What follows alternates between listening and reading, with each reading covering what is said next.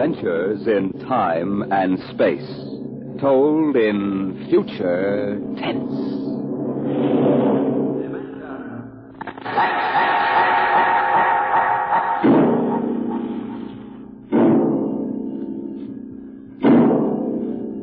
The National Broadcasting Company, in cooperation with Street and Smith, publishers of astounding science fiction, bring you Dimension X.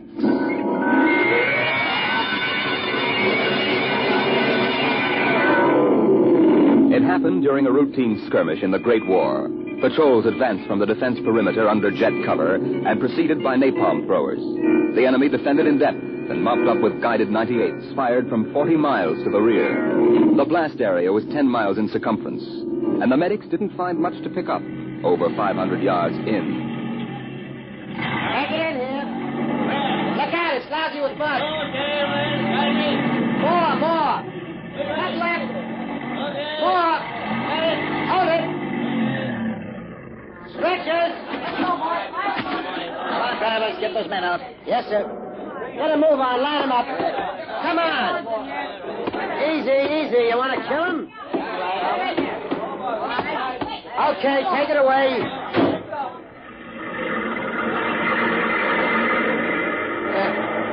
They might have left these Joes where they was.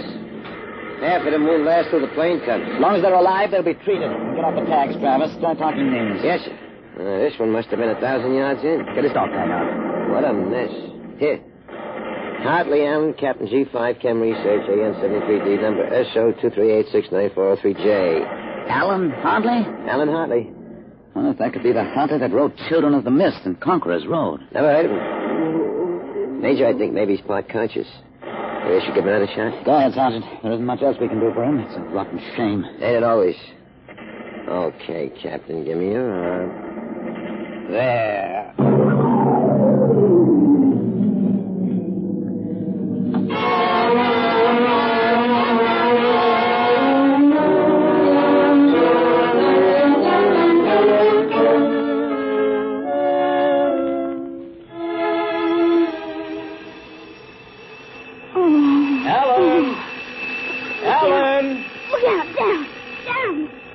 Get up, Alan. You can't stay in bed all day. I remember that. Clear as if it were real. Up and at 'em. Hit the deck. Remarkably vivid. Strange. Alan, you all right? I'm all right. What's wrong with my voice? It's too high. What are you doing? Practicing singing? My voice has changed. Is that all? You're growing up. Happy birthday, son. Happy birthday? Hey, wake up, son. Wake up. I am awake. Come on, out of bed. I don't understand. Breakfast waiting. Now, out of bed or I'll turn it over. All right. It's a dream. Maybe, but you're wide awake now. I am awake now. Well, half awake anyway.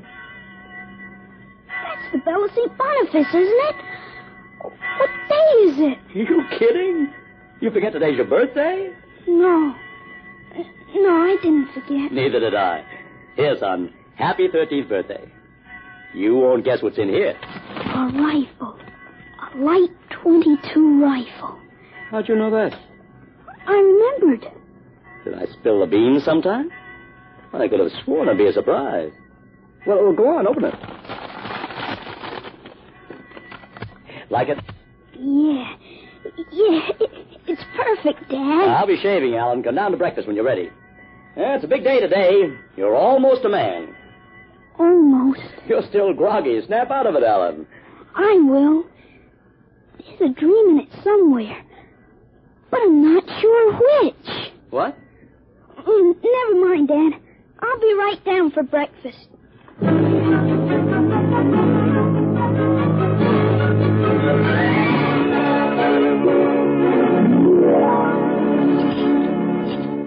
Now for coffee. Mr. Stauber makes the best in town. A black for me. A what? You may be 13, Alan, but that's still a little young for coffee, especially black. Oh, I wasn't thinking. What are you going to do today, son? I want to do some reading this morning, I guess. That's always a good thing to do. After breakfast, suppose you take a walk down to the station and get me a Times. Didn't it come? What, the Times? They don't deliver. Be a good idea, though. Maybe I'll talk to Sam Ashman about it. Here's a $50, Alan. Get anything you want for yourself out of the change. Thanks, Dad. Finish your milk before you go. Oh, sure, Dad. And hurry back. I like to finish the crossword puzzle before lunch.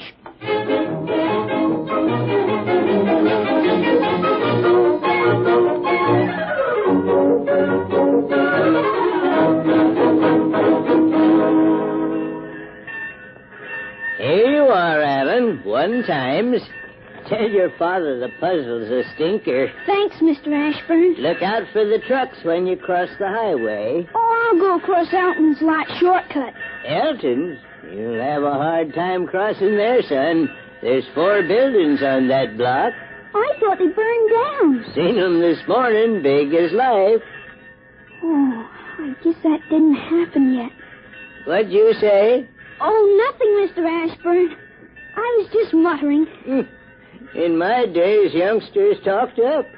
Yes, sir. Bye, Mr. Ashburn.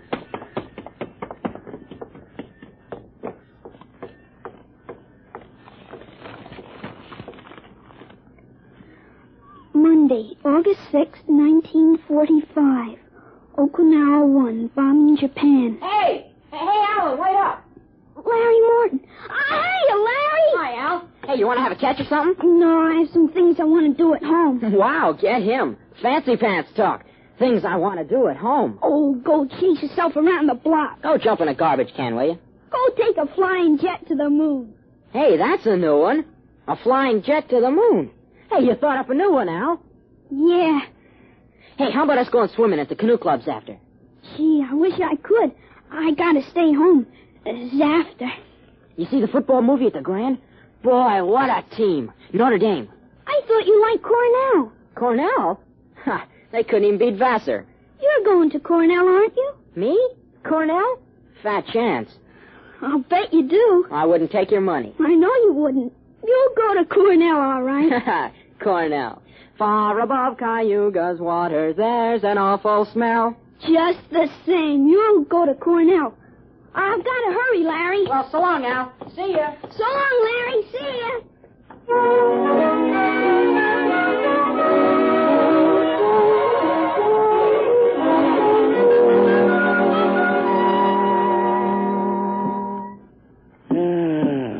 I'm stuck in this corner.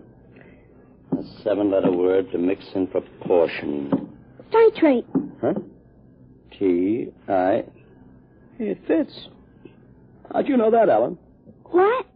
Oh, I read it somewhere, I guess. Oh. What are you reading now, Tarzan again? No, not Tarzan. It's refreshing to see you with a book. Sometimes I think I ought to forbid comic books in the house. Yeah, they must be raising the devil with those bombing raids in Japan. How long do you think the war in Japan will last, Dad? Oh, I'll say the middle of 1946. We'll have to invade those islands foot by foot. I wouldn't be surprised if the war was over very suddenly. How, by magic? There isn't a thing on earth will make those Japanese surrender. You expect somebody to make a pass and it'll be all over by this afternoon? It's just about it. Mr. Hartley, excuse me. Can I see you for a minute? Oh, hello, Mr. Gottschall. Sure. That's Frank Gutschall, Dad? That's right. Excuse me. Didn't mean to disturb you, Mr. Hartley. That's quite all right. It's a lovely day, isn't it, Mr. Gottschall? The Lord's world is always beautiful. Of course, Mr. Gottschall. Mr. Hartley, I wonder if you could lend me a gun and some bullets. Huh? My little dog's been hurt and it's been suffering something terrible. Oh, that's too bad. I want a gun to put the poor thing out of its pain. Oh, of course. How would a 20-gauge shotgun do? You wouldn't want anything heavy. I was hoping you'd let me have a little gun, maybe so big. A pistol? So I could put it in my pocket. Wouldn't look right for a godly man to carry a hunting gun through town. I don't hold with killing innocent creatures. People wouldn't understand that it was for a work of mercy. Of course, I understand. You're a very religious man. The whole world is evil, Mr. Hartley. Sometimes it certainly looks like it. Well, I have a Colt 38 special from the auxiliary police outfit. That's fine. You'll have to bring it right back, Mr. Gottschall. I might be called out. Dad, wait a minute. I just remembered. Remembered what, son? Aren't there some cartridges left for the Luger? Then you wouldn't be without the Colt. Hey, that's right. I've got a German automatic, Mr. Gutchall, I could let you have. That way I wouldn't get stuck. Wait, Dad, I'll get it. I know where the cartridges are. Well, be careful, son. Well, Mr. Gutchall, it sure turned out nice after all that rain.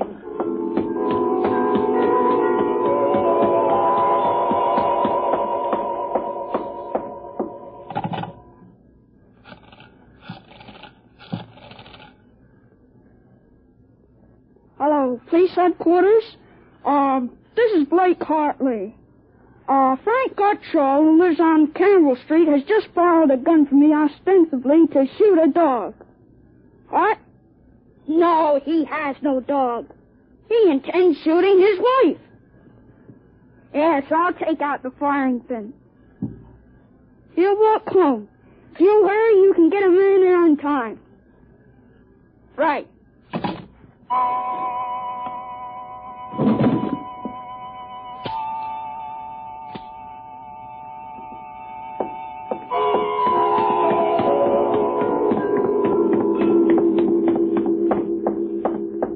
Oh, there you are. What kept you, Alan? I couldn't find the cartridges at first.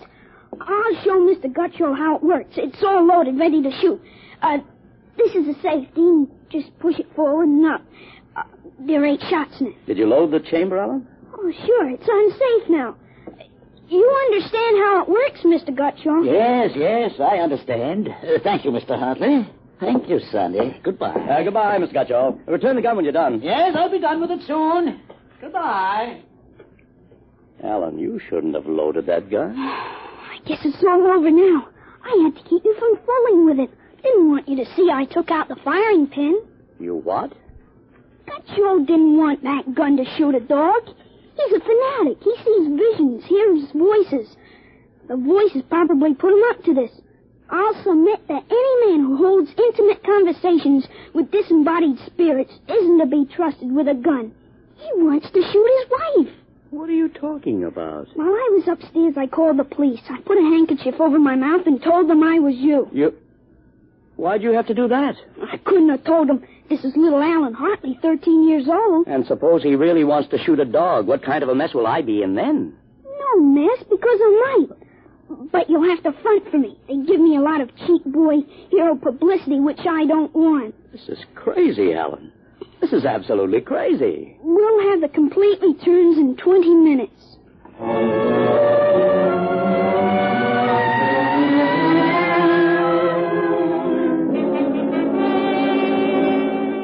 Mr. Hartley, Mr. Blake Hartley? That's right. I'm Detective Sergeant Kaborski from Homicide. Here's your Luger. Thank you. I don't know how you spotted that guy, but when we busted in, he was pointing that gun at his wife, wearing a blue streak because it wouldn't go off. Well, I'm glad I was able to help. They may have some kind of citation, Mr. Hartley. Oh, I don't think that's necessary. Well, in the department, we figure a little publicity never hurt nobody. Even a lawyer, huh? I really prefer to have it kept quiet. Well, whatever you say. We want you to drop around in the morning for a statement. I'll be glad to. Well, thanks, Mr. Hartley. Goodbye. Goodbye. Goodbye, Sonny. Goodbye, Sergeant. Why don't you take the citation, Dad? Well, you were right. You saved that woman's life. Let's see you put back the firing pin. Sure. There. Suppose we have a little talk. But I explained everything. You did not. Yesterday, you wouldn't even have known how to take this pistol apart. Today, you've been using language and expressing ideas that are outside of everything you've ever known before. Now, I want to know. Well, I hope you're not toying with a medieval notion of obsession. What? You say I'm changed. When did you first notice this? Last night, you were still my little boy. This morning, I don't know. You've been strange all day. Alan, what's happened to you? I wish I could be sure myself, Dad. You see, when I woke up this morning, all I could remember was lying on a stretcher injured by a bomb explosion. I was 43 years old and the year was 1975. 1975? That's right. You'll be 43 in 1975. But a bomb? Yes, during the siege of Buffalo in the Third World War. I was the captain in G5 Scientific Warfare General Staff. Buffalo?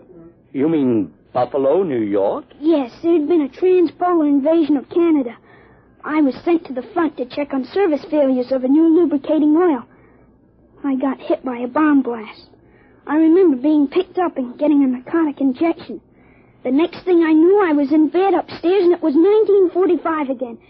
And I was back in my own 13-year-old body. Alan, you just had a nightmare to end all nightmares, that's all. I thought it might be that at first, but I rejected it. It wouldn't fit the facts. But it's ridiculous. All this Battle of Buffalo stuff. You picked it up listening to the radio. All the commentators have been going on about another war after this one. You've just got an undigested chunk of H.V. Calton in your subconscious. But that isn't everything. I remember 4 years of high school, 4 years at Cornell, 7 years as a reporter on the Philadelphia Record, 3 novels, Children of the Mist, Rose of Death, and Conqueror's Road. I wrote detective stories under a phony name. I worked in chemistry. You think a 13-year-old can dream up all that stuff? Well, it's the only possible explanation. Maybe, but I can speak 5 languages today that I couldn't yesterday. French, German, Chinese, Russian, and Spanish. Although I've got a Mexican accent you could cut with a knife. But how did it happen? I can't believe it. All I know is here I am. I've been reading up on time theories. Nobody seems to know much about them. Evidently, time exists parallel as another dimension. And I've got kicked backwards and somehow... But how? It may have been the radiations from the bomb. Or the narcotic injection. Or both together. But the fact remains I'm here with full knowledge of my future identity. This is quite a shock, Alan. But you do believe me, don't you? Yes, I suppose I must. You seem so strange, as if you weren't my son. I'm your son, all right. The same body as yesterday. I've just had an educational shortcut. Wait a minute. If you can remember the next 30 years, suppose you tell me when the war is going to end. This one against the Japs, I mean. Sure. The Japanese surrender will be announced at exactly 7:01 p.m. on August 14th, a week from Tuesday. Better make sure we have plenty of grub in the house by then. Everything will be closed up tight till Thursday morning. Even the restaurants. I remember we had nothing to eat in the house but some scraps. Tuesday week? That's pretty sudden, isn't it? Not after today. What do you mean, what happened today? Plenty. Oh, what time is it, Dad? 11:16. Is your watch right? To the second, why? It'll come at exactly 11:17:40. What'll come? The radio announcement. What are you getting at? Something important on the radio? We'll see. Don't bother, Dad. It won't work. I remember we had a tube burned out. Yeah, there is something wrong. What is this announcement of yours? I memorized it in journalism school at Columbia in 1954. What time is it? 11:18. They're breaking into the programs now. President Truman has just announced that an atomic bomb has been dropped on the Japanese industrial city of Hiroshima. The bomb was dropped 16 hours ago, and the announcement was delayed to ascertain the results of the explosion. A man named John Howard Peterson read the announcement from the Washington newsroom of NBC. I don't believe it. No? Listen. That's the Burt Plate factory whistle and the bells at St. Boniface. Next, the whistle at the volunteer firehouse. And it's true. It is true. Sure. Then Larry Morton came by on his bicycle. Hey, Al, you hear? You hear about the bomb? An atomic bomb. Yeah, we heard. Boy, atomic bomb. Oh, boy. I gotta go find my pop. He's on the golf course. Bye, Al. Bye, Mr. Hartley. You knew. You knew about it. The next bomb hits Nagasaki. I thought that stuff about atomic energy was so much fantasy. What? Was that the kind of bomb that got you? That was a firecracker compared to the one that got me. It was a guided 98, exploded 10 miles away. And that's going to happen in 30 years? I remember it. How about me?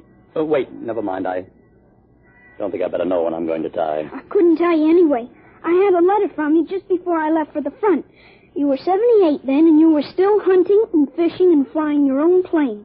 But another war and fought on American soil. Alan, I wish this hadn't happened to you. It happened. I remember it. But if I can help it, I'm not going to get killed in any battle of buffalo. But if you remember it, if time exists as a parallel dimension, then every tick we're getting closer to that Third World War. Dad, you know what I remember when Gutcho came to borrow that gun? Well, I suppose that you suspected him and warned me. No, that wasn't it. The other time, the first time, when I was really 13. I wasn't home. I'd been swimming at the canoe club with Larry Morton. When I got home about half an hour from now, I found the house full of cops. What if the gun didn't fire? What makes you think it didn't?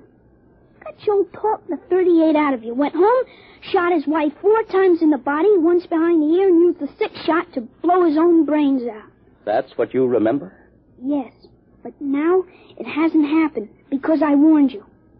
Dad, I found out the future can be changed. One man can't change the whole future. I stopped the murder and suicide. I know something, With but... 30 years to work, I can stop a world war. I'll have the means. The means? Unlimited wealth and influence. I've got a good memory, Dad.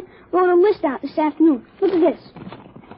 Assault, jet pilot, citation, ponder, middle ground, counter... What is this, code? Horses. That's a list of Kentucky Derby winners from 1946 to 1970. You sure? I learned that list on a bet at the Officers Club in Cincinnati in 1971. Assault paid 8 to 1. You figure out what we can take in. Oh, but gambling... This isn't it. Gambling, it's a sure thing. When we get rolling, we'll make the Rockefellers look like pikers. Assault at 8 to 1. I suppose I could scrape up $5,000. In 10 years, that'll make a lot of money. Any other little thing you have in mind, Alan? By 1952, we start building a political organization here in Pennsylvania. In 1960, I think we can elect you president. Oh, of course. President? Isn't that going a little too far? Why not? Who wouldn't vote for a politician who was always right? Besides, that's one thing we've got to change. In 1960, we had a man in the White House who was good to his wife and sang a nice tenor. And that's about all. He fouled up so completely we ended up at war. I think President Hartley might be a little more trusted to take a strong line. Well, I don't know anything about international decisions. I do.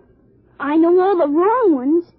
If we can stop a murder, with time we can stop a war. How do I start? Well, as I remember, just after that bomb announcement, you got a phone call from the City Fusion Party about the next election. Well, there is a lot of talk about a reform ticket. That call is going to be important, Dad. It's the turning point. You've got... There it is. What do I do? Answer. Go ahead. But, Alan, Don't worry. I'll tell you what to say. Go ahead. Hello? Yes, this is Blake Hartley. Judge Crimmins? Well, just a moment. Alan, he's asking me to run. Oh, my head. Alan, what's the matter? Alan. Oh. Passed out. Alan, what do I do now? Alan, listen to me. Alan, what's the matter? Alan!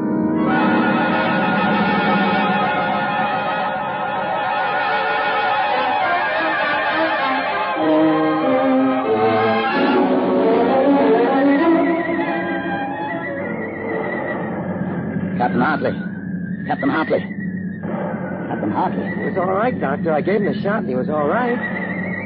He's dead. All right, Sergeant, make up a tag. Yes, sir. Hartley, Allen, Captain. Dead August 8, 1975.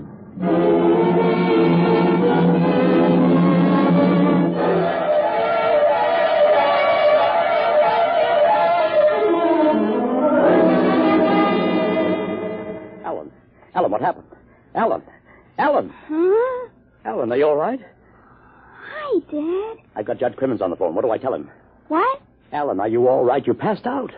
Sure, I'm all right.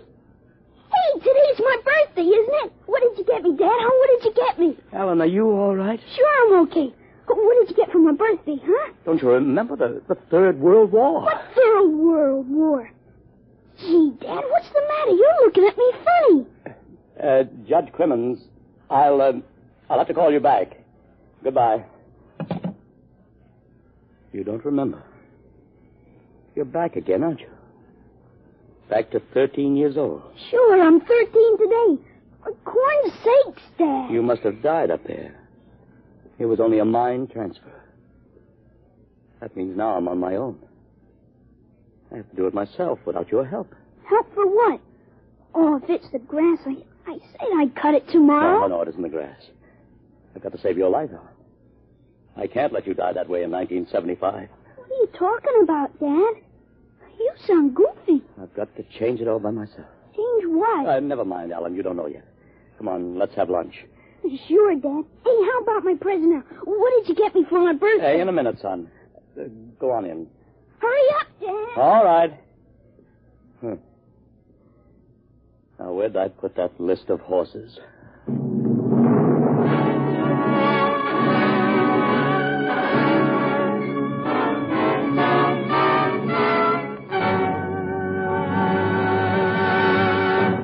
You have just heard another adventure into the unknown world of the future. The world of... Dimension.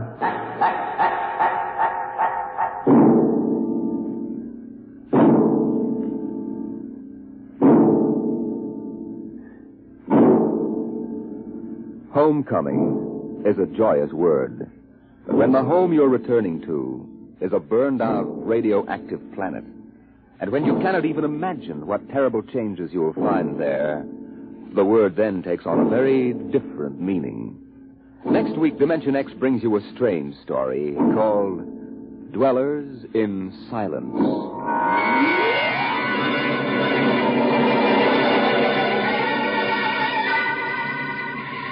Dimension X is brought to you each week by the National Broadcasting Company in cooperation with Street and Smith, publishers of the magazine Astounding Science Fiction. Today, Dimension X has presented Time and Time Again, written for radio by Ernest Kenoy, and the story by H. Beam Piper. Featured in the cast were David Anderson as Alan and Joseph Curtin as his dad. Your host was Norman Rose, music by Albert Berman. Dimension X is produced by William Welch and directed by Fred Way.